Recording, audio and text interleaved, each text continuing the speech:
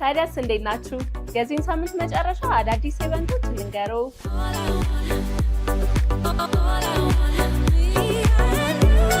አዲስ ሊትሬቸር ፌስቲቫል በአዲስ አበባ ዩኒቨርሲቲ ባህል ማዕከል ህዳር 23 የተከፈተው ይህ የመጽሐፍ ፌስቲቫል የተለያዩ የጥበብ ስራዎች የሚቀርቡበት እንዲሁም ደራሲያን ከአንባቢያን ጋር የሚወያዩበት ሲሆን እስከ ታህሳስ 3 2018 ድረስ ክፍት ሆኖ ይቆያል።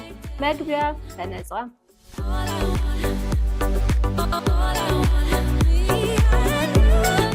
የሀበሻ ወጎች የስዕል ኤግዚቢሽን በዙማ ቤተ መዘክር አርቲስት ሰይፉ አበበ የስዕል ስራዎቹን የሚያቀርብበት ይህ ኤግዚቢሽን ህዳር 27 ከጠዋቱ 3 ሰዓት ተኩል ጀምሮ ለእይታ የሚበቃ ሲሆን እስከ ታህሳስ 20 2018 ድረስ ክፍት ሆኖ ይቆያል።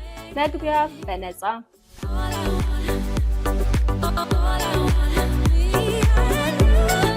የሃይኪንግ ጉዞ ወደ ኤረር ተራራ በጎጆ ሃይኪንግ የተዘጋጀውና ህዳር 28 2018 የሚደረገው ይህ ጉዞ ዋጋ 2900 ብር ሲሆን በፓኬጁም ትራንስፖርት፣ የመግቢያ ትኬት፣ የአስጎብኚ፣ ምግብ፣ ፎቶግራፍ እና ሌሎችንም ያካትታል። ከ4 በላይ በግሩፕ ለሚመጡ ዲስካውንት ይኖረዋል።